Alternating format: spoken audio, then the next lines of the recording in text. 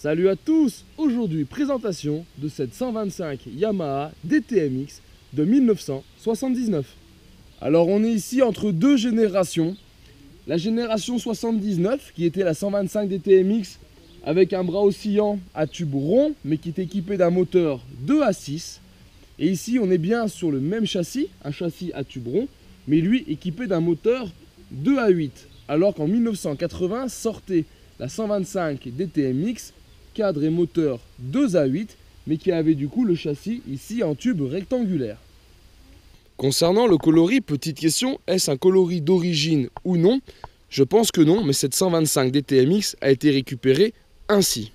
Sur cette DTMX, on récupère les bonnes idées de la DT, c'est-à-dire que le garde-boue avant est fixé directement sur la colonne de direction au lieu des fourreaux de fourche. Que ce soit le garde-boue avant ou le garde-boue arrière, il est dans un plastique souple permettant de résister aux divers gamelles. Avec son guidon large, ses pneus à crampons, la DTMX garde bien l'idée de la moto pour les balades, mais avec un petit accent plus typé enduro sur cette version. En effet, car à l'époque, c'est la mode de la moto dite verte.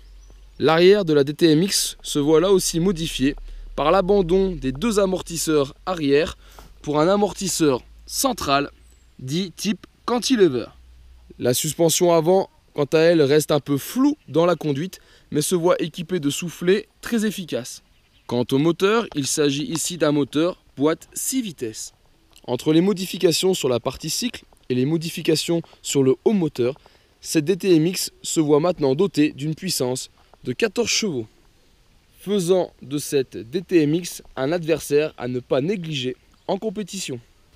Voilà, j'espère que cette vidéo vous a plu et vous a permis de découvrir ce modèle. Je vous invite maintenant à me retrouver sur ma chaîne 100% Mobilette Youngtimer pour d'autres vidéos, tutos et présentations. Et même lors d'une prochaine vidéo, l'essai de cette Yamaha 125 DTMX. Et en attendant, je vous dis ciao ciao!